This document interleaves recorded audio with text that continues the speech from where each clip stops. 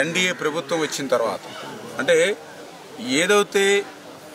ఈ యొక్క తెలుగుదేశం జనసేన బీజేపీ ప్రభుత్వాన్ని ప్రజలు ఏ రకంగా అయితే ఆశీర్వదించారో ఆ రకంగా కృష్ణమ్మ తల్లి కూడా ఈ యొక్క ఎన్డీఏ ప్రభుత్వాన్ని ఆశీర్వదించినట్టుగా ఉన్నటువంటి పరిస్థితి. అందుకే గత సంవత్సరం నుంచి అంత ముందు సంవత్సరం కూడా నిండనటువంటి శ్రీశైలం డ్యాము మరి ఈరోజు దాని కెపాసిటీ 215 టీఎంసీలు అయితే ఈరోజు ఆల్రెడీ 203 టీఎంసీల వరకు కూడా నీటి నిండినటువంటి పరిస్థితుల్లో ఏదైతే దానికి 5 స్పిల్వే గేట్లు కూడా ఈరోజు ఓపెన్ చేసి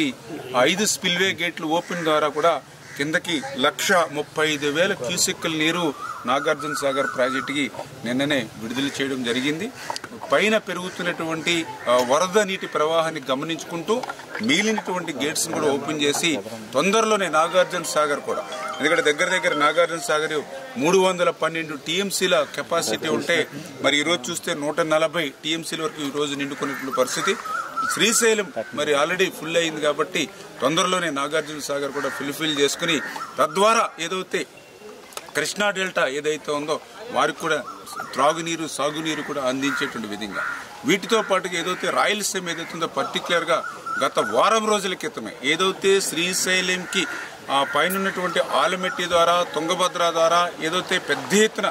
వరద ప్రవాహం ఏదైతే వస్తూ ఉందో రోజుకి దగ్గర 4 లక్షల క్యూసెక్కులు పైబడి నీరు ఏదైతే వస్తూ ఉందో దాన్ని ఆ రోజే మేము క్యాలిక్యులేట్ చేసి ఇమ్మీడియట్లీ ఏదైతే మరి అక్కడ పోతిరెడ్డిపాడు కానీ ఫుల్ ఫ్లెడ్జ్డ్గా ఎంత అవకాశం ఉంటే అంత మేర పోతిరెడ్డిపాడు రాయలసీమ పూర్తి అవసరాలు తీర్చేటువంటి విధంగా పోతిరెడ్డిపాడు ద్వారా మరి అవసరమైనంత మేరకు ఎంత అవసరమైతే అంత నీటిని మేము విడుదల చేస్తూ ఉన్నాం. అదేవిధంగా ఏదైతే వెలుగోడు అదేవిధంగా హంద్రీనివా వాటిని కూడా నీటిని విడుదల చేయమని ఆ రోజే వారం రోజుల క్రితమే ఆదేశించడం జరిగింది. అంచేత ప్రస్తుతం ఏదైతే పోతిరెడ్డిపాడు ద్వారా వెలుగోడు ద్వారా కూడా ఇవాళ రాయలసీమకి సాగునీరు త్రాగునీరు కూడా వారం రోజుల నుంచి కూడా అందుతూ ఉంది. కాకపోతే ఏదైతే హంద్రీనివా మాత్రం మరి ఏదైతే వారం రోజుల క్రితం విడుదల చేయమన్నప్పటికీ కూడా ఇంకా అక్కడ కొంత నిర్లక్ష్యంగా అధికారులు కొంత వ్యవహరించినటువంటి పరిస్థితి కూడా మా దృష్టికి వస్తుంది. ఖచ్చితంగా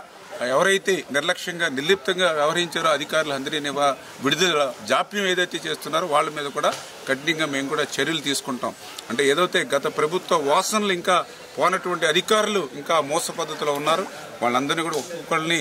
మార్చుకుంటూ ముందుకెళ్తామనే విషయాన్ని కూడా ఈ సందర్భంగా తెలియజేసుకుంటూ గత వైఎస్ఆర్సీపీ ప్రభుత్వంలో ఒక పక్క వరదలు ముంచెత్తినా కూడా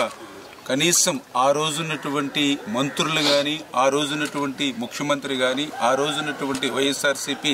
ప్రజాప్రతినిధులు కానీ కనీసం అధికారులతో సైతం ఈ వరద ముంపు ప్రాంతాల్లో పలకరించినటువంటి వాళ్ళు ఆ రోజు లేరు. ఆ రోజు పసిపిల్లలకు సైతం పాల ప్యాకెట్లు కూడా లేక ఈ యొక్క వరద నీరుని కాసి వడపెట్టి ఆ వేడి నీళ్ళనే చంటి పిల్లలకి పట్టించినటువంటి పరిస్థితి దుస్థితి గత వైఎస్ఆర్సీపీ పాలనలో మేము చూసాం. కానీ ఈరోజు తెలుగుదేశం జనసేన బీజేపీ ఎన్డీఏ ప్రభుత్వం వచ్చిన తర్వాత వేళ వరద మా గడపకి తాకక ముందే ఈ యొక్క ఎన్డీఏ ప్రభుత్వం సహాయం మా గడపలోకి వస్తూ ఉన్నాయి. ఆ 25 కేజీల బియ్యం, కందిపప్పు, ఆయిల్ ప్యాకెట్, ఉల్లిపాయలు, ఆలుగడ్డ ఇవన్నీ కూడా మా ఇంటికి చేరుతూ ఉన్నాయి మేము అడగక ముందే అని ఎంతో సంతోషాన్ని సంతృప్తిని ఈవేళ వరద బాధితులు వ్యక్తం చేస్తున్నటువంటి పరిస్థితి.